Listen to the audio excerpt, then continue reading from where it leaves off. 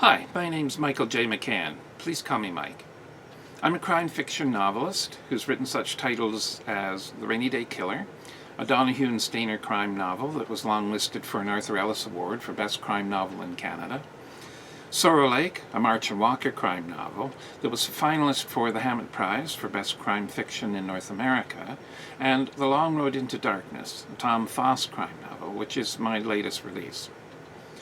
Pam Welling and the North Grenville Public Library have come up with a great idea for readings by local authors for the benefit of people who won't have a chance to come out and see us at the usual events and local fairs this year, where we normally meet. I thought I'd read you a short chapter from No Sadness of Farewell, the latest March and Walker crime novel. In order to give everyone a break from staring at the top of my forehead as I read, I thought I'd switch over to some interesting graphic images to illustrate the story once I'm done with this intro. As readers of the series will know, OPP Detective Inspector Ellie March is responsible for managing homicide investigations in a large portion of eastern Ontario that includes Leeds County. She lives in and works out of a four-season cottage on Sparrow Lake, not far from the city of Brockville. Her next-door neighbor is Ridgway Ballantyne, a retired former folk rock star who was originally from Scotland.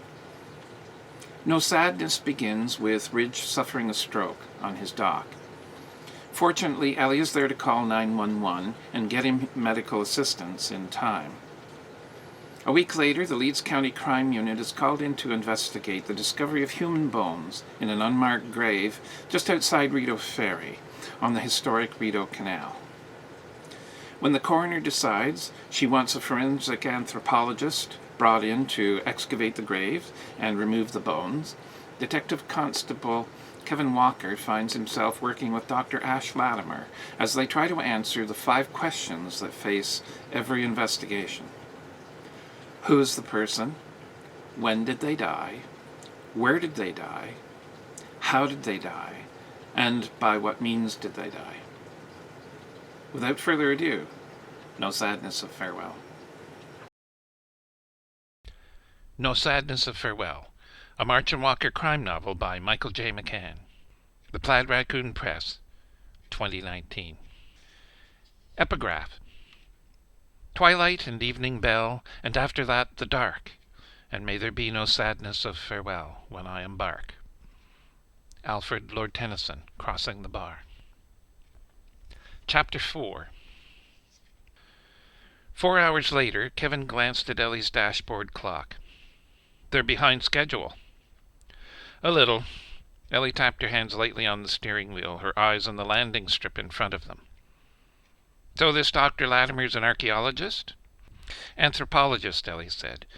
An expert in the identification of persons from skeletal remains. That's what he'll do, hopefully, give us enough information so that we can establish identity. She leaned forward, peering up through the windshield at a sky that stubbornly remained empty of helicopters.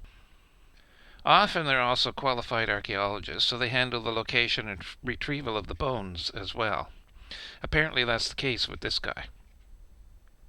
Kevin unsnapped his seatbelt and shifted his weight. I've been meaning to drop in on Ridge to see how he's doing. Ellie sighed. His new helper moved in this morning. Helper?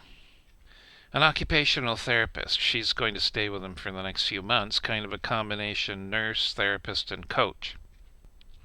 Kevin laughed. Well, I guess when you got that kind of money and you have a stroke, you can afford to hire whatever personal staff you want. Ellie shrugged. You said he's recovering, though?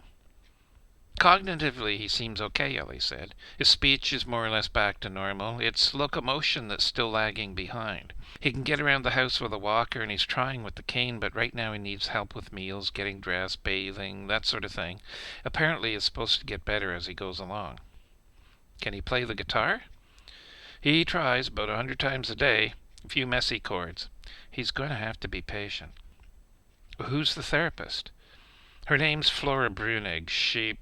They both leaned forward to look out the windshield as a drumming noise began to grow louder from somewhere above them.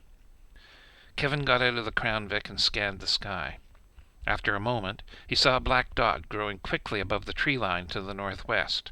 Ellie stepped out on the driver's side. The dot grew into a blue and white OPP helicopter that hovered above the landing strip and slowly eased down onto the asphalt. A skinny young man jumped out on the passenger side and reached in behind him for a black suitcase on wheels. A knapsack followed. He shut the door, extended the suitcase handle, slung the knapsack over his shoulder, and started toward them, hunched over to avoid the propellers above his head. The first thing Kevin noticed was the hair. The backwash from the rising helicopter whipped long blonde curls from the young man's shoulders and flung them around in the air like a pony's mane. The second thing Kevin noticed was the clothing. The khaki cargo pants, the olive windbreaker with bulging pockets, and the Kodiak hiking boots. The guy looked like a nerdy geocache hunter hurrying toward his next find. The third thing was the grin, wide and childlike, as he looked over his shoulder at the departing helicopter and exclaimed, "Boy, I love riding in those things!" "Hello, Dr. Latimer," Ellie said. "I'm Detective Inspector Ellie March, and this is Detective Constable Kevin Walker. Thanks for coming on such short notice." "Hi, just call me Ash." He was almost as tall as Kevin, but more than 50 pounds lighter. "Dr. Latimer makes it sound like I'm here to take your temperature and prescribe a bunch of pills. Can I put this bag in the trunk of your car?" "Yeah, sure, of course." Kevin stepped forward. "Can I give you a hand?" "No, I'm okay." Ash wheeled his suitcase around to the rear of the Crown Vic. When Ellie popped the trunk, he raised the lid and wrestled the suitcase inside, then closed it and slid the knapsack from his shoulder. It was covered with embroidered crests that had been glued everywhere on its surface, including shoulder flashes from the OPP, Toronto Police Service, and Peel Regional Police, a patch featuring the logo of Trent University, a green and white crest with the sword Excalibur rising from the waves of the Otonabee River, and one for something called the Day of the Dead Arts Festival in Tulsa, Oklahoma. "Do you want that in the trunk too?" Kevin asked. Ash shook his head. "Personal stuff. These Crown Victorias are great, don't you think? I'm not a big fan of the new Chargers. What do you get to drive?" Kevin opened the back passenger door and held it as Ash got in. "They assigned me a Ford Fusion." "Ugh, yuck." Kevin closed the door and grinned over the hood at Ellie, who shrugged. Ellie drove back out onto County Road 42. Kevin said over his shoulder, "Identification Sergeant Martin asked me to tell you that everything you requested is either on site already or is en route." "Thanks, that reminds me." Ash unzipped a pocket on his knapsack and took out his cell phone. He poked at the screen. "I forgot to take it off airplane mode. The pilots always tell you that you don't have to put it on, but what's the point of having airplane mode if you don't use it, right?" "Sure," Kevin said. "I've got a message. It's probably from him, Sergeant Martin. How far are we from the place?" "We'll be there in about 10 minutes. "Okay, I'll talk to him then." Ash returned the cell phone to his knapsack. His hair had settled back down over his shoulders. Kevin guessed he was about 30 years old, but with the hair, his blonde eyebrows, and his long, narrow face, he could have been mistaken for an overgrown fugitive from a children's television show. Ellie glanced in the rearview mirror. "Have you worked OPP cases before, Dr. Latimer?" "Yes, several times." "I'm the case manager, and Detective Constable Walker's the lead investigator. You'll have Identification Sergeant Martin's complete cooperation, but if there's anything he can't help you with, just talk to either one of us." "Thank you." Kevin turned around. Ash's eyes were on the passing landscape. His wide mouth was curled up at the ends in a slight smile. He seemed to be enjoying the ride. "So how long will it take before you can tell us how old the bones are?" Kevin asked. "I mean, just an approximate idea for starters." "Not long." "What about whether or not they're indigenous, aboriginal?" "Well, as soon as I look at the skull, immediately." Kevin raised his eyebrows. "Really?" "Yep." "The property owner's a little concerned about having to pay for costs." Ash dragged his eyes away from the passing scenery to look at Kevin. "They always are. It's okay, though. I understand." They arrived at the Crosby intersection, and Ellie turned left onto County Road 15, which would take them north to Rideau Ferry Road. Ash's fingers roved over the outside of his knapsack. When he felt the shape of his cell phone in its zippered pouch, his hand relaxed and moved back onto his knee. Kevin sensed that their passenger no longer wanted to make small talk.